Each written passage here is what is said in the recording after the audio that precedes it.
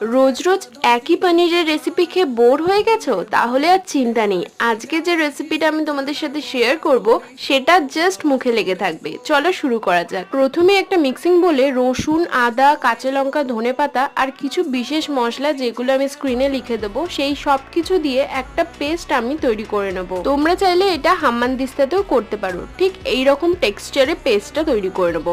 এবার একটা frying pan নিয়ে তার মধ্যে 2 চামচ তেল আর 1 চামচ বাটার দিয়ে ভালো করে মেল্ট হয়ে গেলে পেস্ট করে রাখা মশলাটাকে দিয়ে ভালো করে কষিয়ে নেবো যতক্ষণ না তেল ছেড়ে আসছে। মশলাটা কষে তেল ছেড়ে এলে তার মধ্যে পেঁয়াজ কুচি, ক্যাপসিকাম কুচি আর টমেটো কুচি দিয়ে ভালো করে মশলার সাথে মিশিয়ে নেবো। মিশিয়ে নিয়ে আরো বেশ কিছুক্ষণ কষাতে দেবো। মশলাটা কষা কষা হয়ে এলে গ্রেট করে রাখা পনির আর হাফ কাপ দুধ দিয়ে ভালো করে মশলার সাথে মিশিয়ে নিলেই আমাদের রেসিপি কিন্তু একদমই রেডি। শেষে ধনেপাতা আর গ্রেট করে রাখা চিজ দিয়ে 5 মিনিট চাপা দিয়ে রেখে দিলে আমাদের আজকের রেসিপি চিজি পনির ঘোটালা একদমই রেডি। বাড়িতে একবার হলেও ট্রাই করো। টাটা।